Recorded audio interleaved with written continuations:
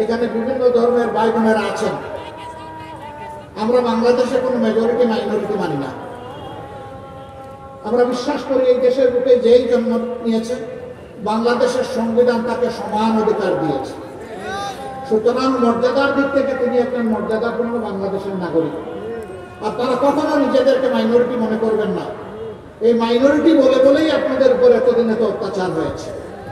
আপনারা আমাদের ভাই বোন, আমরা সহমর্মিতার সাথে একসাথে গর্বের সাথে বাংলাদেশে বসবাস করতে চাই। এরা বরাবর বলে আসছে সাম্প্রদায়িক বাংলাদেশ নয়, অসাম্প্রদায়িক বাংলাদেশ গড়তে চায়। যারা অসাম্প্রদায়িক বাংলাদেশ গড়বে তারা কেন বিভিন্ন সম্প্রদায়ের মানুষের জায়গা জমি দখল করে?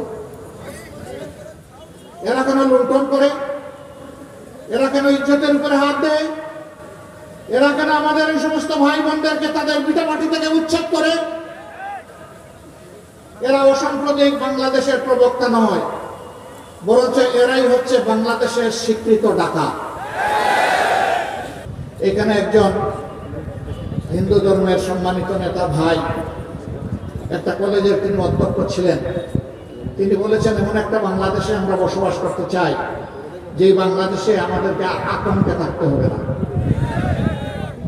আমি তাদেরকে বলি, তারা আতঙ্ক মুক্ত বাংলাদেশ দিতে পারবে সেই দলটাকে খুঁজে বের করবে। যারা এই 54 বছর আপনাদের জমি জমা অবৈধভাবে দখল করে নাই, আপনাদের সম্পদ লুণ্ঠন করে নাই, আপনাদের ইজ্জতের উপরে হাত দেয় নাই, সেই দলকে ইনশাল্লাহ আপনারা খুঁজে পাবেন। একটু বিবেক দিয়ে, বিবেকের চক্ষু দিয়ে দেখলেই পেয়ে যাবেন। আমি খুব দূরে যাব না, এখন তাকে মাত্র 6 মাস পেছনে যাব। 5 আগস্ট এই দেশে একটা যুগান্তকারী পরিবর্তন হয়েছে। কেউ বলছে গণবিপ্লব, কেউ বলছে গণ অভ্যুত্থান, যে যেভাবেই বলো।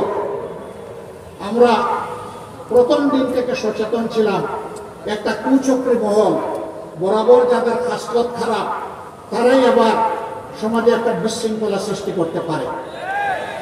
এই জন্য আমরা আমাদের প্রিয় সহকর্মী এবং দেশবাসীদেরকে আহ্বান জানিয়েছিলাম, অনুরোধ করেছিলাম, মেহরবানি করে ধৈর্য ধরুন, শান্ত থাকুন, শৃঙ্খলা প্রতিষ্ঠায় সহযোগিতা করুন। এর আগে ওবায়দুল কাদের সাহেব কয়েকবার বলেছেন, আওয়ামী লীগ ক্ষমতা থেকে বিদায় নিলে